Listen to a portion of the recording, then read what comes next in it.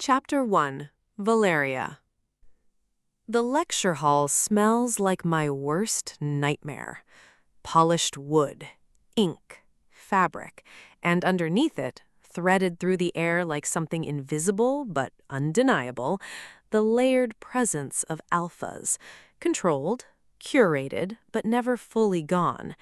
It presses at the back of my throat, not enough to choke, but enough to remind me exactly where I am, exactly what I'm pretending to be.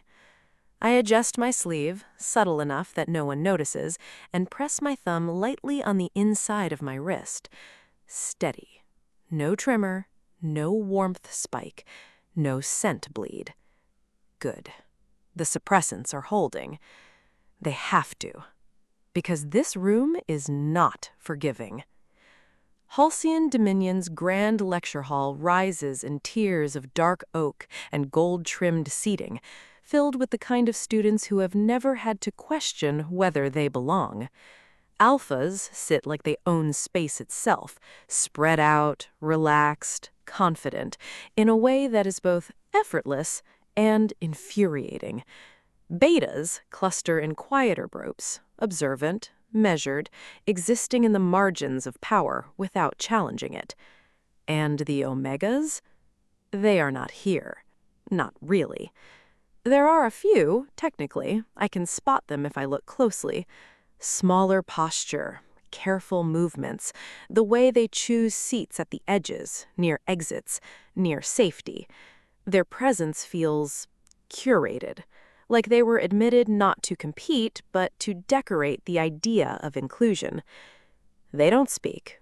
They don't challenge. They don't stand in the center of a lecture hall and argue philosophy in front of 300 alphas, because that is not what they are allowed to be. My jaw tightens, and I step forward anyway. Miss Duskgren, Professor Halvar says, his voice echoing slightly as he gestures toward the center platform, and Miss Solveth, since both of you seem particularly eager to dismantle each other's written arguments, I thought we might benefit from witnessing it in real time. A ripple moves through the room. Interest, anticipation, entertainment. Of course. Nothing draws attention like conflict between the top 2 students in the program. I take my place on the left side of the platform, posture straight, shoulders squared, chin level. Every movement is deliberate, controlled, practiced. Alpha. Across from me, Kaeryn Solveth smiles, and I hate that I notice it. She leans back slightly as she steps into position, like she's already comfortable, already certain of the outcome. Her presence shifts the air in a way that has nothing to do with pheromones and everything to do with confidence. Tall, broad-shouldered in a way that isn't excessive but is undeniably there.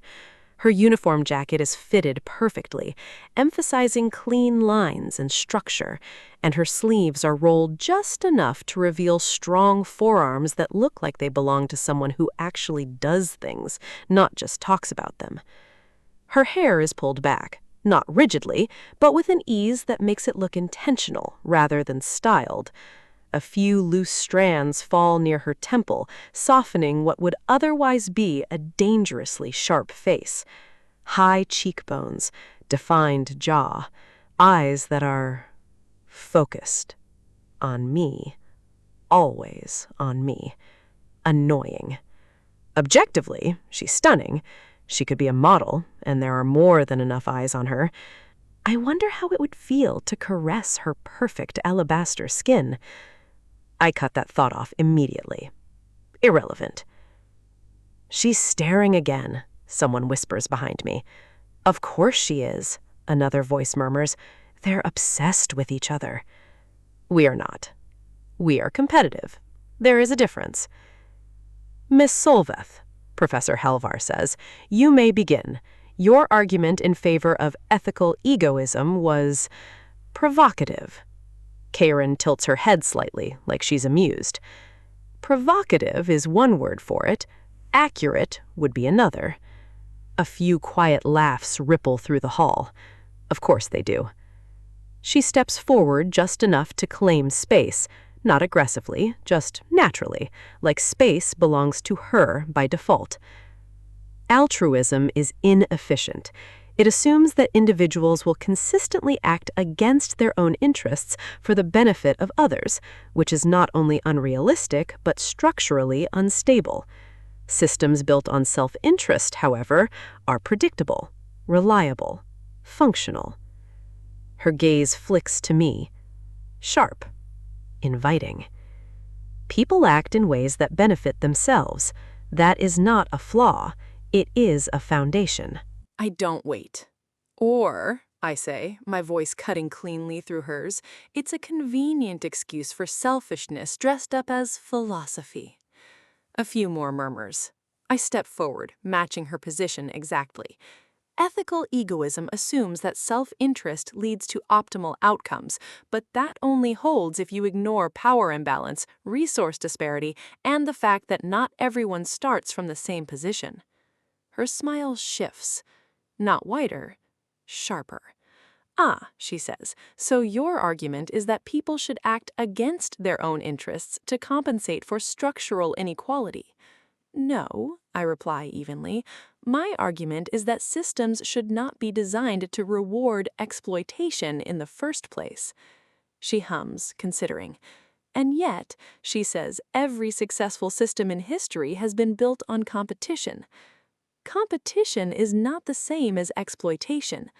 It becomes exploitation when someone loses. It becomes exploitation when someone is prevented from winning. A pause. Then, Kaeryn steps closer. Not enough to be inappropriate, just enough to be noticeable. And who decides that? She asks quietly. You? I hold her gaze. Someone has to. Her eyes flicker. Interest. Real interest. There it is. That's why she keeps doing this. Not to win, to push, to see how far I'll go. Let's keep the tone academic. Of course, Kaeryn says smoothly without looking away from me. Wouldn't want to make this personal. It isn't, I trail off. A sharper ripple this time. Kaeryn's brows lift. Careful, she says, you're starting to sound defensive. I don't need to be defensive, I'm correct. She laughs, actually laughs, and it does something irritating to my focus. Confidence is not the same as correctness, and dismissiveness is not the same as intelligence. Oh, I'm intelligent, she says lightly. You wouldn't be up here otherwise. There it is. The shift. Not just rivalry. Recognition. Annoying.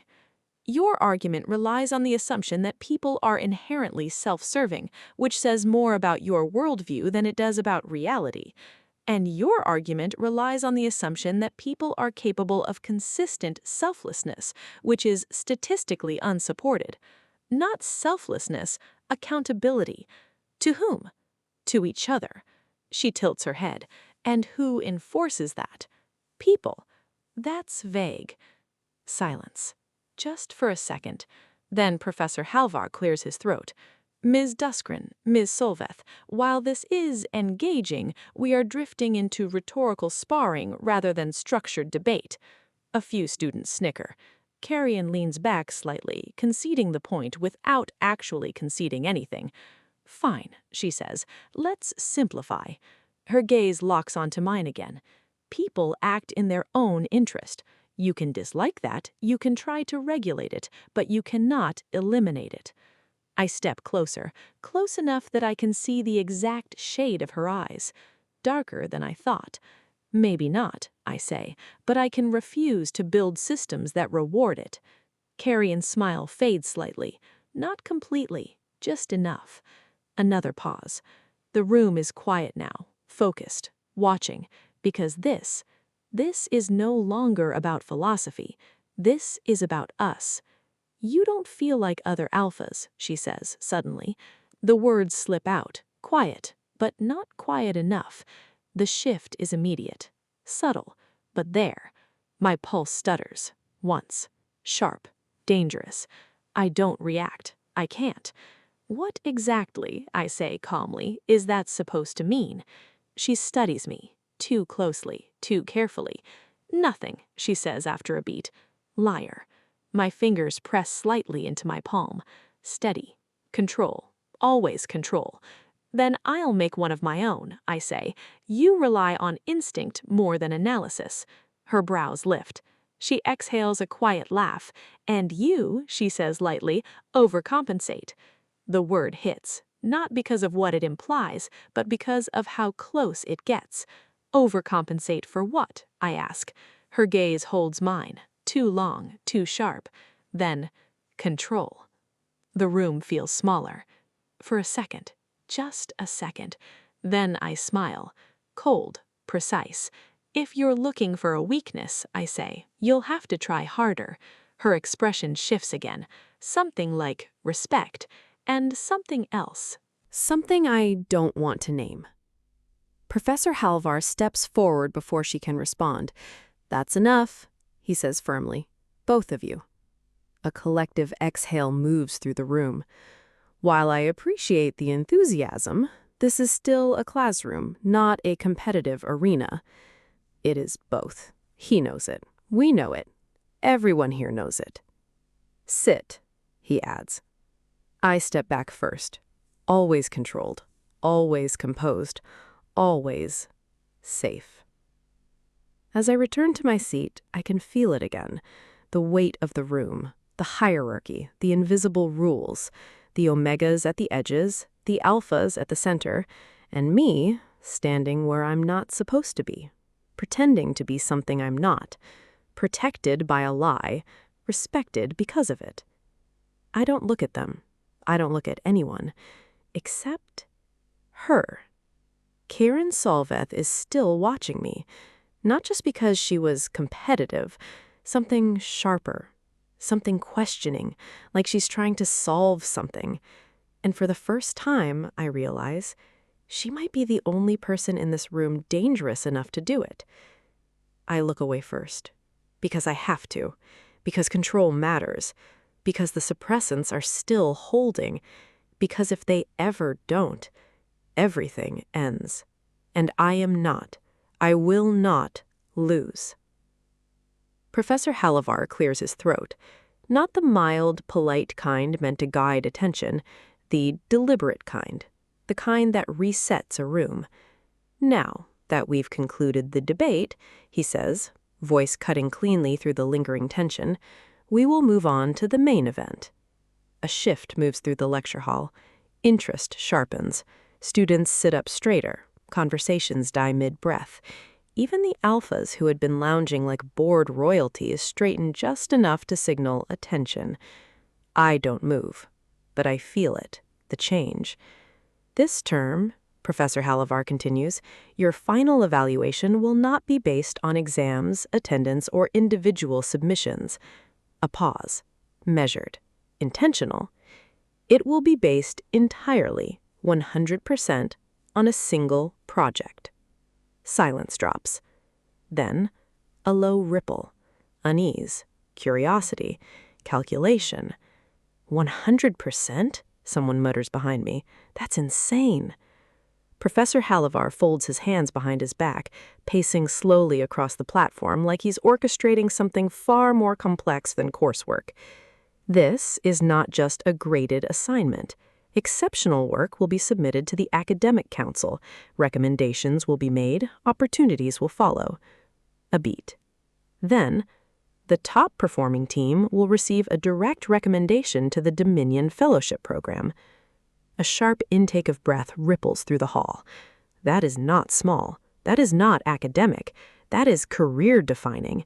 The Dominion Fellowship doesn't open doors. It removes walls. Access. Influence, power, everything this institution actually values.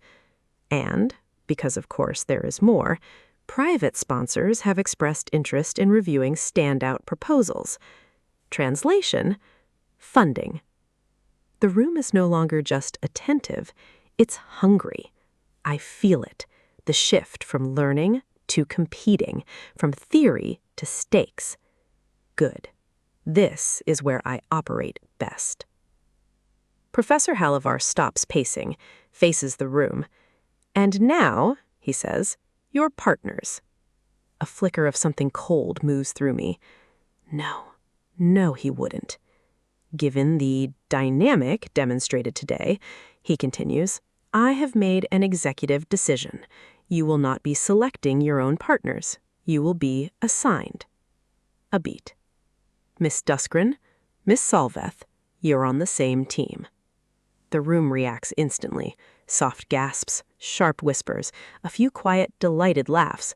My jaw tightens. "No," I say immediately. Kaeryn speaks at the same time. "Absolutely not." Professor Halvar doesn't even look surprised. "I'm glad we're in agreement," he says dryly. "It confirms my decision." "This is inefficient," I say, stepping forward again before I can stop myself. "Our working styles are incompatible." "She's right," Kaeryn adds, which is deeply irritating. "We'll spend more time arguing than producing anything useful." "On the contrary," Professor Halvar replies, "you've already demonstrated an ability to engage critically." "That was not engagement, that was correction. That was dismantling," Kaeryn adds. "Exactly," he says. We both pause. "That's not a strength in collaboration," I continue. "That's a bias," he counters immediately. "What I'm hearing are not arguments. They are preferences, comfort zones, biases disguised as logic." That lands harder than it should, because he's not entirely right. I hate that. "You're both exceptional individually," he says. "That is not in question. What is in question is whether you are capable of producing something greater than the sum of your individual work.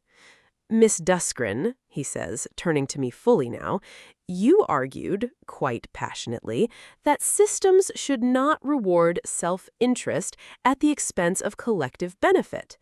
I go still. "That was a philosophical position," I say carefully. "And now," he continues, "you're refusing to collaborate because it is inconvenient to your personal working preference." A pause. The room is very quiet now. "You're prioritizing your own efficiency," he adds, "over the potential of a stronger outcome." My mouth opens, closes. That's not... "If your argument holds," he says evenly, "then sacrificing your ego for the greater result should be acceptable." "And Miss Solveth," he continues, turning to Kaeryn, "you argue that individuals act in their own interest." She straightens slightly. "Yes. Then it would be in your best interest," he says, "to work with the only person in this class who can match your level of output." A flicker in her expression. Interest, calculation, annoyance. "You both want the same thing," he finishes. "The top position, the recommendation, the opportunity. Then prove you can achieve it together." "Stand," he says. I don't move. "Miss Duskren." I stand. Of course I do, because refusal here is not defiance, it's self-sabotage. Kaeryn stands too. Of course she does. We face each other again. Closer this time. Too close. "Shake hands," Professor Halvar says. Kaeryn watches me. Not amused, not smug, just waiting. I extend my hand. Sharp, precise, efficient. She takes it. Her grip is firm, warm, steady. Mine is controlled.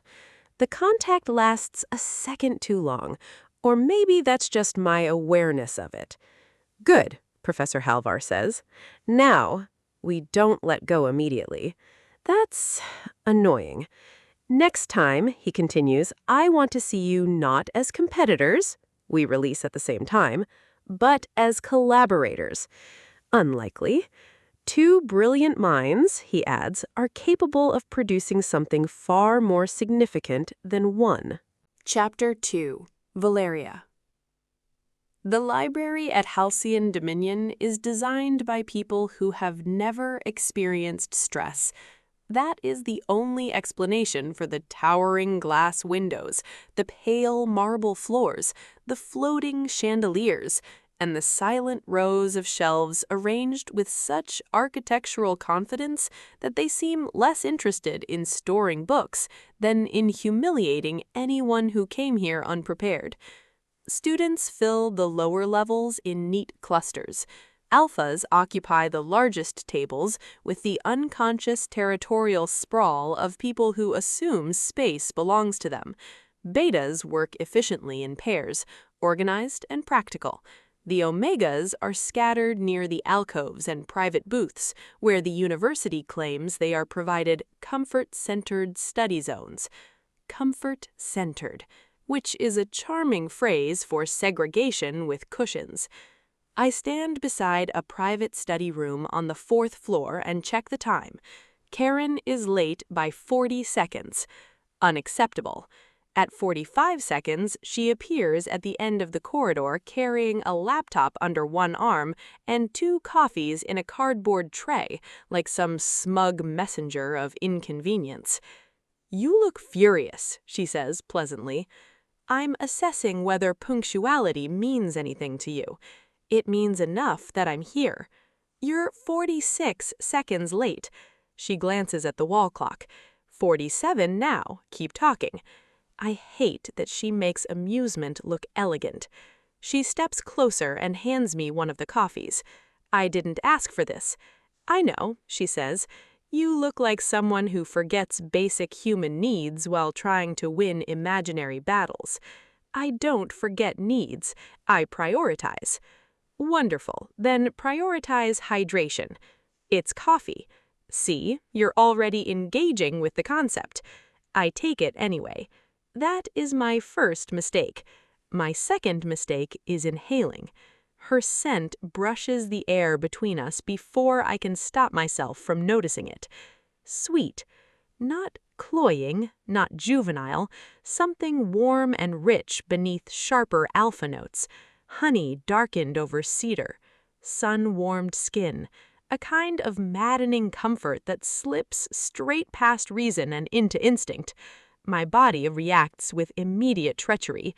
Some primitive, humiliating part of me wants to step forward, bury my face against her shoulder, and let that scent settle around me like a blanket.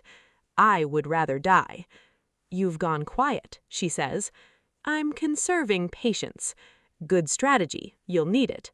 She opens the study room door. I follow her in because, unfortunately, I value my future.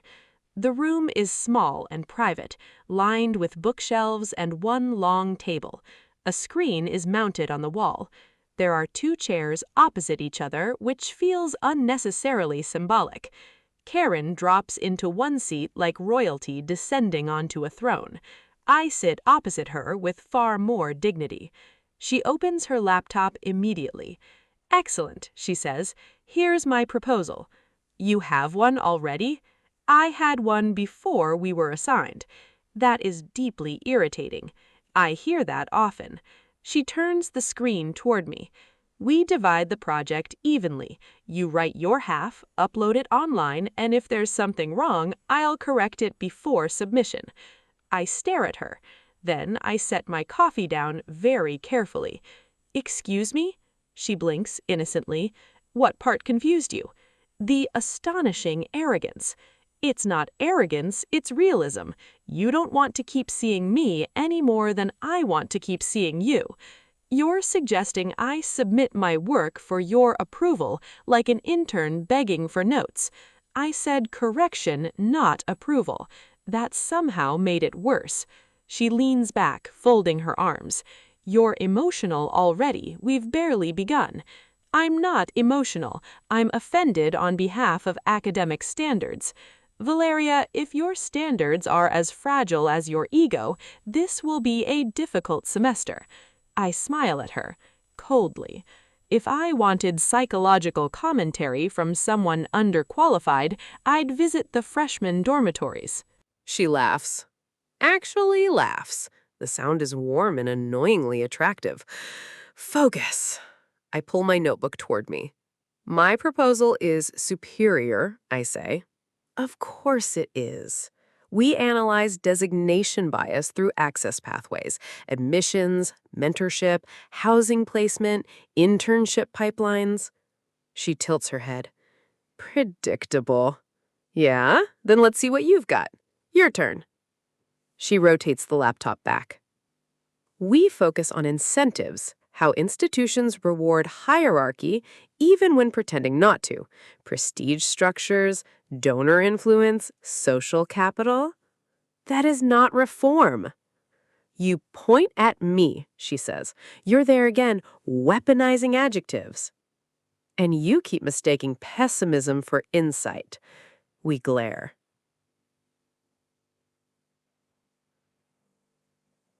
She taps the table.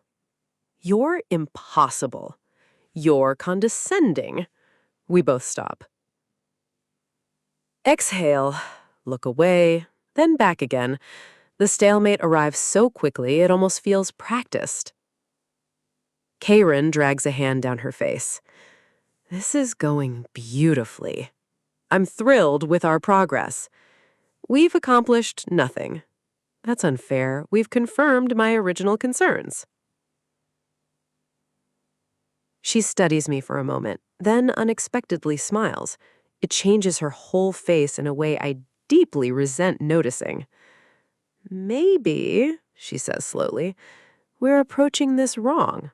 I agree. You should abandon your proposal. That isn't what I meant. A pity. She ignores that and begins typing. Professor Halvar sent me something after class. That sentence alone sounds threatening. He said, and I quote, "Given your personalities, you may require intervention before midterm homicide." I stare. That does sound like him. He attached team-building exercises. I would rather fail. You won't. You're too vain. That is not why I succeed. It's at least 20% why.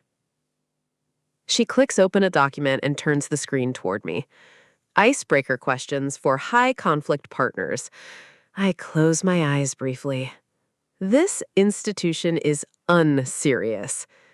The first question, Kaeryn says, is share a childhood secret you never told anyone. I scoff. Why would I tell you that? Why wouldn't you? What would I gain by gossiping about your meaningless secret? If I had so much free time, I'd use it to study more and get better grades.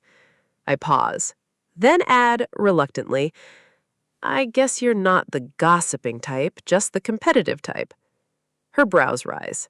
Oh, that sounds dangerously close to a compliment. I'll treasure it. I hate that I'm smiling. Barely, but still. She gestures grandly. Go on then. Reveal your shame. I cross my arms.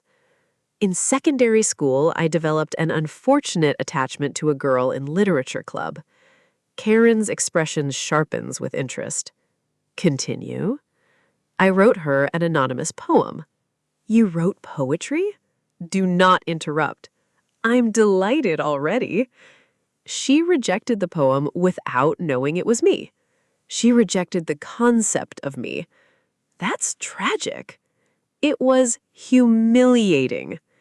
Kaeryn rests her chin lightly on her hand.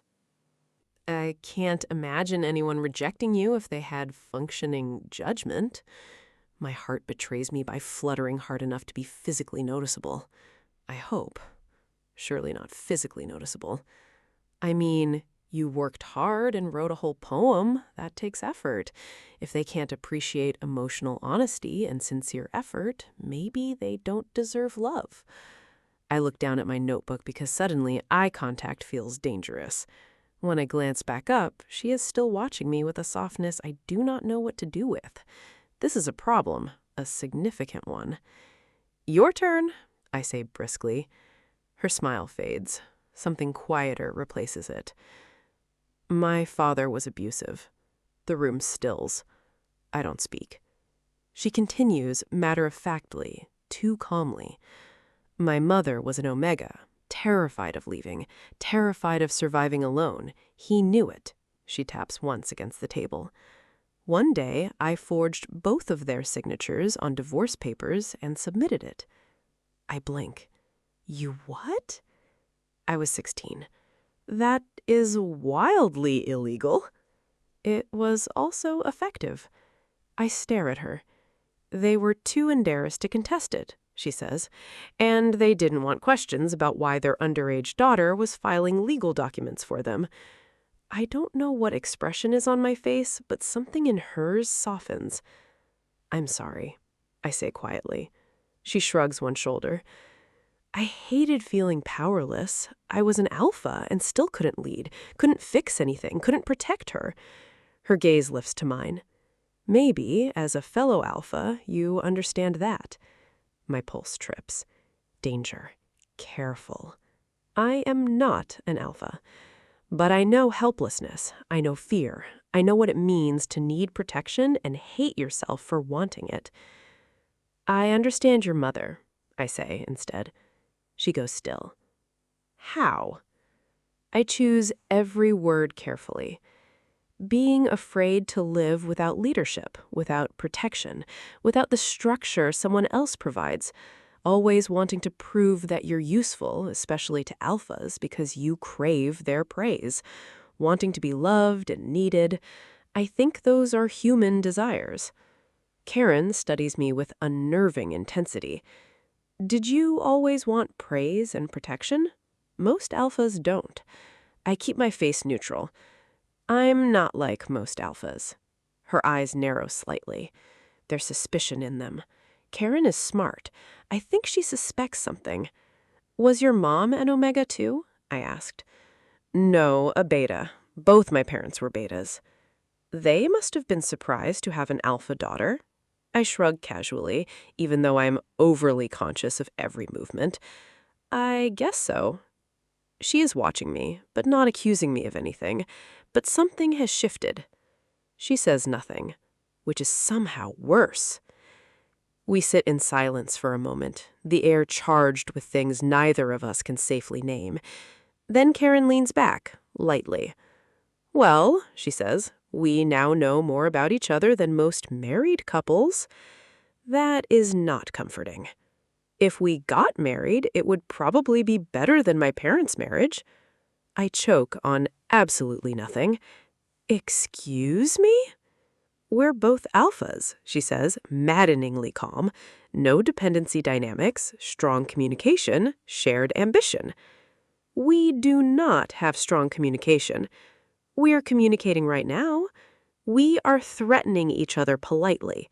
That still counts. I should shut this down immediately.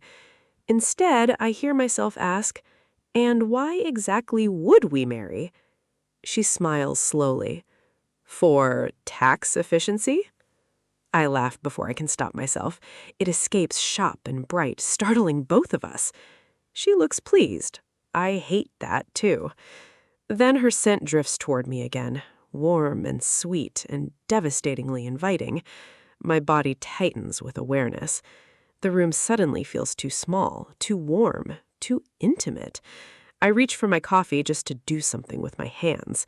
My suppressants are still working. They must be, because if they fail in this room with Kaeryn this close and already looking at me like she's halfway to solving a puzzle, I will be caught in minutes. And the most dangerous part is not that she would know what I am, it's that I'm no longer sure I want to keep hiding from her. I do not usually lose focus in administrative buildings. They are, by design, impossible places in which to lose focus. The registrar's office smells like toner and old carpet. The lighting is hostile. The chairs are uncomfortable in a way that feels deliberate. Every surface communicates that no one is meant to linger, and certainly no one is meant to enjoy themselves. Normally, I appreciate that kind of efficiency. Today, I am distracted by an Omega who has been pretending to be an Alpha. Possibly. Allegedly. Hypothetically. And irritatingly, I cannot stop thinking about it. I stand in line with a request slip in hand while replaying the previous afternoon in obsessive detail. Valeria, across from me in the library, posture rigid and chin high while discussing structural reform like she was personally negotiating with history. Valeria pretending not to care when she revealed something embarrassing. Valeria going very still when I mentioned my mother. And the scent. That is the part that refuses to leave me alone. It had happened in brief moments, when she relaxed, when she was flustered, when she forgot herself for half a second. Something soft had threaded through the air beneath her suppressant profile. Warm, sweet, distinctly Omega. I know what Omegas smell like. I grew up around one. My mother's scent changed with stress, comfort, fear, relief. There are nuances to designation most people ignore because they never need to notice them. I notice things, especially now. Next, the clerk calls. I step forward automatically. Name? I am still thinking about Valeria's face when I said we'd make a better marriage than my parents, so naturally I say, Valeria Duskren. The clerk blinks. I blink. There is a beat of silence. Then I recover with admirable speed. My apologies, I say smoothly. Kaeryn Solveth. The clerk stares at me with the pity usually reserved for concussed athletes and people who voluntarily major in law. Right. She types, prints a packet, slides it over. I thank her, take the papers and stride toward the hallway before my dignity deteriorates further. Only when I reach the stairwell do I glance down. The records are not mine. They are Valeria's. I stop so abruptly a passing student nearly collides with me. Across the top, Duskren Valeria, academic standing, exceptional, merit rank, 1. Designation, Omega. I stare. Then I look around, as if the walls might explain themselves. They do not. I read it again. Omega. My pulse kicks hard against my ribs. Not because I'm shocked she's intelligent, not because I'm scandalized by deception.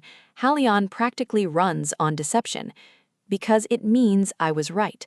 Because my instincts were right. Because every strange moment now rearranges itself into something coherent. She never introduced herself as an alpha. Not once. I search my memory ruthlessly. First-year orientation, someone called her one of the top alpha admits. She didn't confirm it. Seminar discussions, professors referenced alpha leadership perspectives. She let them continue. Class rankings, debates, competition, posture, confidence, dominance. She simply acted like one, and everyone, including me, filled in the rest. My heart is beating much faster than administrative paperwork warrants. I should return these immediately. Instead, I tuck the packet under my arm and head back to the counter. By evening, I am back in the library. This time, I arrive early. That is unlike me. I tell myself it is because I value productivity. This is a lie so transparent it insults us both. Valeria enters exactly on time, carrying 2 books and enough composure to qualify as architecture. She stops when she sees me already seated. You're early. You're welcome. That sentence doesn't make sense. It does if you appreciate dedication. I don't appreciate surprises. That's tragic. You have such a surprisable face. She narrows her eyes and sits opposite me. I do not have a surprisable face. You absolutely do. It's all severe lines until something catches you off guard, and then suddenly you look adorable and furious. Color rises in her cheeks. Interesting. I am not blushing, she says immediately. I didn't say you were. You implied it. I observed it. I'm just mad. I smile. There's nothing wrong with an Omega being attracted to an Alpha. The words leave my mouth before I decide whether this is strategy, impulse, or suicide. Valeria freezes. Every inch of her goes still. Then, very carefully, she says, "You knew?" Her voice is lower than usual, tighter. Since when? I suspected, and my suspicions were confirmed. I do not mention the registrar. I enjoy being alive. Her expression cycles through horror, calculation, and murder. How? You never explicitly said you were an alpha. You let people assume it. And yesterday, your scent slipped. She closes her eyes briefly. That reaction alone confirms more than any paperwork. When she looks at me again, the embarrassment is there, but so is steel. She straightens in her chair. I will not be treated differently because of a designation. I am still the girl who beat you last semester. I lean back. Congratulations on your priorities. She's serious. So am I. I meet her gaze. I don't care what you are, Valeria. I care that we outperform everyone else on this project. A pause. Then something in her shoulders loosens. Only slightly, but enough. Good, she says, because if you become patronizing, I'll throw this laptop out the window. That would hurt our grade. It would heal my spirit. I laugh. She pretends not to notice. Working together turns out to be alarmingly effective. Her structural framework fills the blind spots in my incentive model. My analysis sharpens the parts of her proposal that risk sounding idealistic. We argue, but now the arguments bend toward construction rather than demolition. I hate how much I enjoy it. At one point, we both reach for the same page. Our hands brush, just fingertips, a tiny contact. Valeria jerks back so sharply she nearly elbowed a stack of books. Relax, I say. I'm not contagious. That remains unproven. A few minutes later, our knees touch under the table. Neither of us moves immediately. The awareness lands harder than it should. I look up. She is staring at her notes like they personally betrayed her. Then I notice the air. Her pheromones are stronger now. Not enough to flood the room, but enough that my pulse responds. Enough that instinct sharpens every line of her newly distracting. Her scent is warmer tonight, richer, softer around the edges. It does something unwelcome and immediate to my body. I want her closer. That realization arrives with humiliating speed. Are you okay? I ask. She nods too quickly. You're emitting a lot of pheromones. Her throat works as she swallows. I'm fine. You're glowing. I am not glowing. You're overheating in real time. I am warm because this room is poorly ventilated. It's freezing in here. She blinks at me, then blinks slower. That is not reassuring. I stand and move around the table before I think too hard about it. She tracks me with wide eyes. I touch the back of my hand lightly to her forehead. Hot, very hot. She inhales sharply at the contact. You're burning up. I took suppressants last week, she says, sounding offended by her own biology. There's no way. It seems like a heat. No. Yes. No. You're doing the thing where denial replaces logic. She glares weakly. That is not a thing. It is one of your defining traits. I gather our papers. She watches me like I've become suddenly unreasonable. We need to get you back to your room before anyone else smells this. I can walk myself. I'm sure you can. That doesn't mean you will. I hold out my hand. For a moment, pride wars visibly with practicality. Then she places hers in mine. Her fingers are warm, soft, and trusting in a way she'll probably deny later. I close my hand around hers and pull her gently to standing. There, I say, see how easy leadership can be? I hate you. No, you don't. She sways slightly when she rises. I step closer automatically. Her scent wraps around me stronger now, and instinct surges hot and possessive through my chest. Mine. Absolutely not. Dangerous thought. I tighten my grip just enough to steady her. Stay near me, I say quietly. I was already regrettably near you. That sounded flirtier than intended. That sounded smugger than necessary. We leave the library together, hand in hand, and as I guide her through the halls, every alpha instinct in me feels sharpened, purposeful, alive. Protect, lead, get her somewhere safe. I have never felt more certain of anything.